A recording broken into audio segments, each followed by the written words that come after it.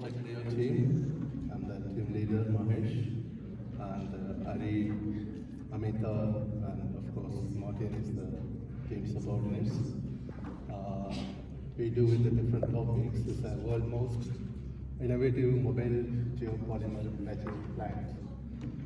So as we mentioned the name mobile, so it can be moved to the different location. So you can observe the locations. Is a Koli and Muja and Blue Waters power plant. So those are our key locations. And I just give this is just the design project, how we're going with the work plans. So this will give the schedules, how we are progressing with those. And of course, we are on the week 12. That's on the blue one, is the final presentation. Scrap happening. I will go with the basic concept why we done this project. So majorly we want to deal with the different slags like Cooley and the lithium slags and the nickel slags. So it's so on. It's just you can move on wherever you want with the best cost-effective method. So you can see that there's a conceptual design that can be installed and dismantled anywhere, wherever you wish to go. So that's the main concept of my design. Then we can go a little bit interior, how this design works. So the main thing, the raw material, fly ash, as we dealing with the geopolymer, so we need to, yes, that's the, sorry, I just explained about the different location where we're getting the raw material. So as we mentioned, like you can see the nickel smelter that is 600 kilometers from Cooley. This is just for the assumption purpose in this case. The main thing here currently we are dealing with Cooley, Muja, and Blue Waters. This is approximately 10 to 15 kilometers in between. So that gives the best idea how we are keeping our mobile plan to move on. But apart from that, still, it's feasible to move 600 kilometers to drive, but still the cost is there. But it's not like initial cost, how many setup costs you are adding. That's not that much you are going to add to move my mobile plan.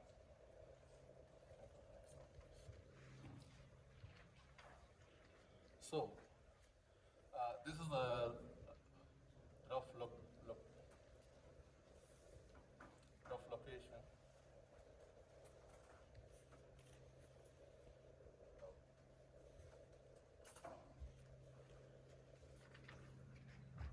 This is a rough look.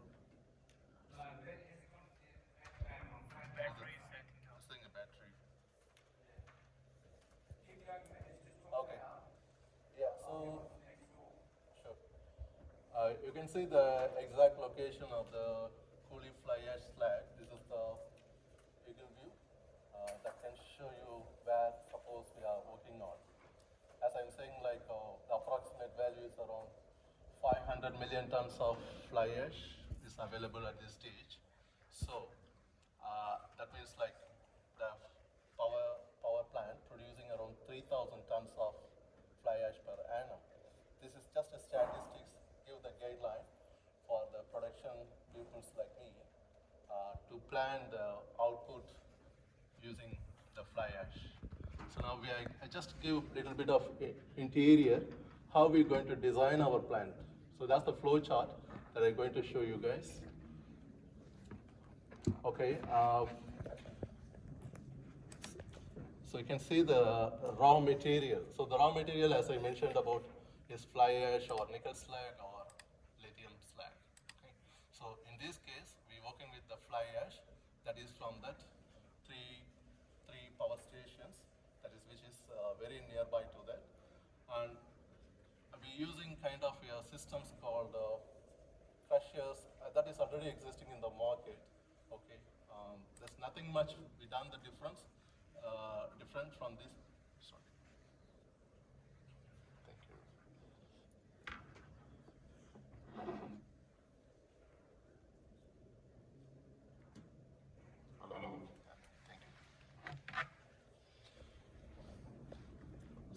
different from this project, as you see in there. Main thing is the crushing, screening, all those things already exist in the market. So what we done differently in this project, that's what my scope is. You can see the drone checking.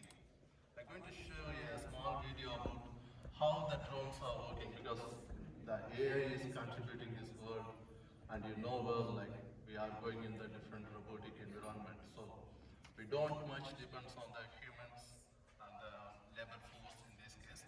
The elimination of labor force doesn't mean like we want to reduce the work of the human beings. It's just doing things which human beings find it difficult to do. That's what our aim of this project, and to expedite the production method.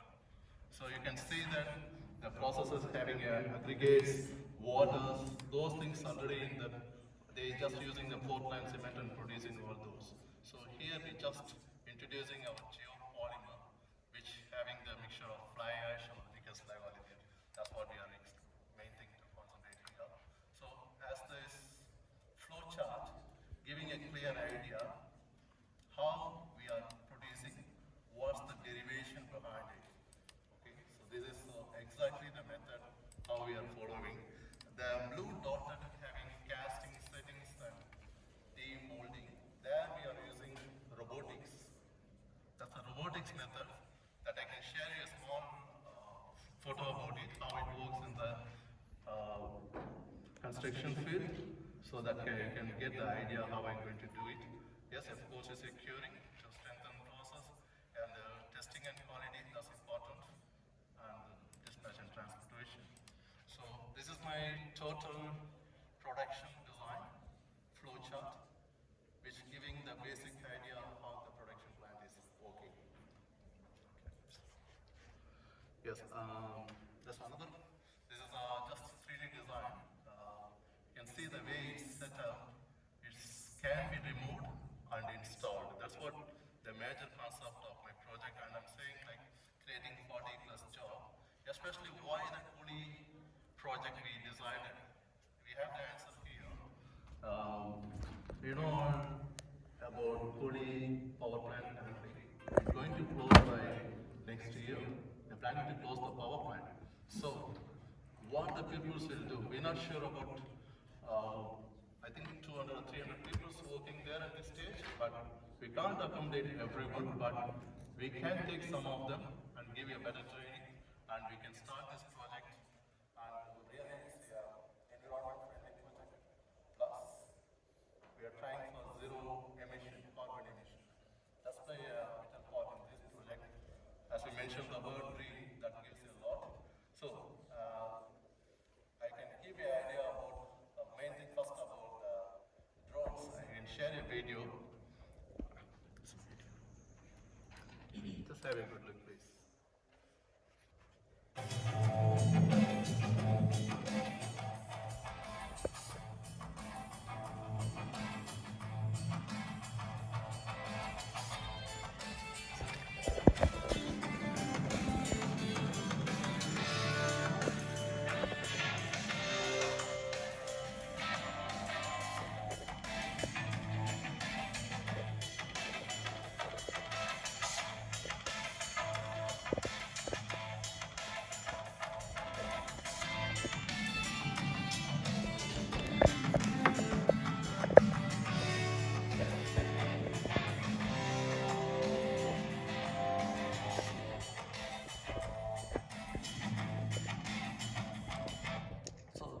This is the aerial view of this tank. It's not related to our project, but the drone is very related. You can see that how it helps and makes the process easier for the people to go on the top and check out those. Now we have the view of the well from the top view. You can see on the left is the total wells available and what's the condition of the water and all that.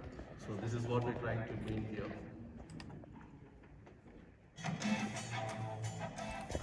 This view is very important, as I mentioning, like our drones having a thermal capacity. It's a thermal view, so it's showing this is the thermal view.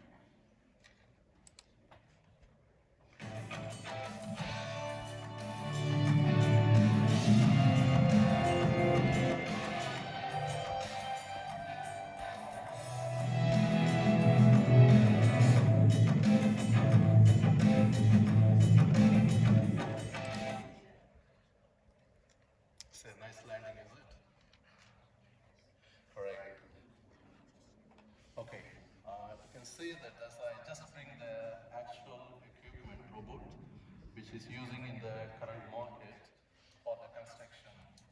So what this robot does, so basically the behind part holding all the cements inside, that is the polymer mixture is inside, and there is the output to produce whatever you are asking. In this case, this is helping to build the wall exactly in the hole, in the, this is different, it's kind of a 3D housing project, that's what we captured this photo. But you can see the wheel, how they aligned it. It shows like whatever the muddy area or whatever the place it can travel around. That's the main concept of our robot exactly going to be in this way to accommodate the condition. We don't want the flat road or metal road to move the equipment. So this is very advanced machine, robotic machine available in the market currently in other project, but we want to do something like this in this project. The next one you can see that drone.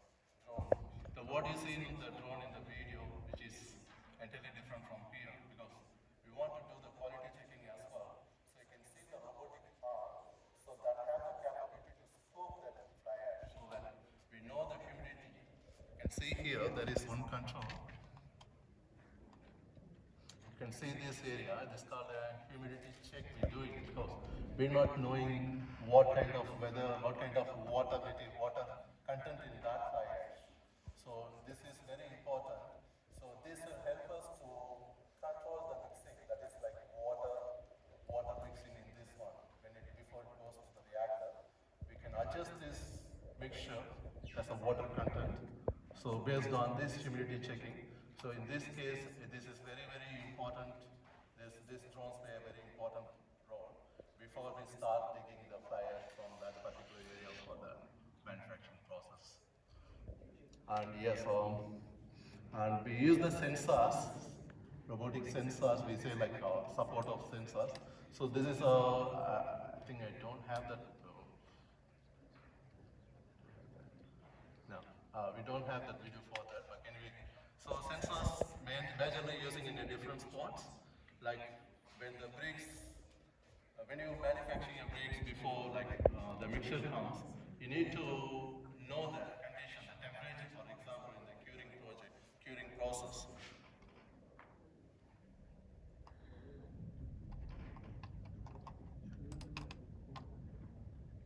So you can see in this process, in the curing process, so we need to know what is the temperature. For example, if we want to maintain 80-degree temperature, so we need to have such sensors to maintain it.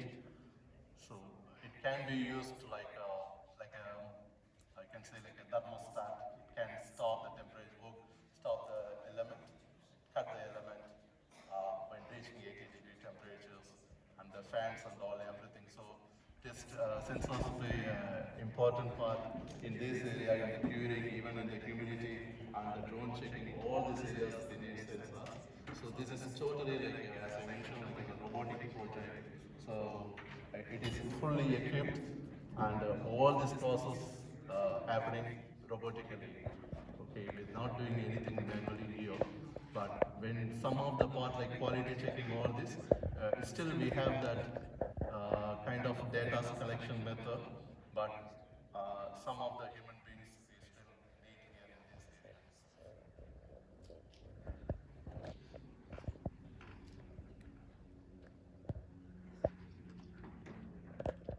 So now I just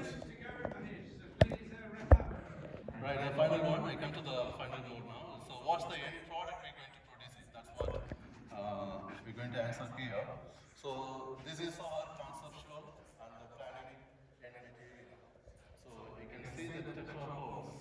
I hope everyone knows those Tetra hose we are using for the stations, for the barrier, for the erosion, and the rods which we've been producing for the constructions of homes and walls and all, and the bricks of course for the walls and the caves and all those. So this is our initial design.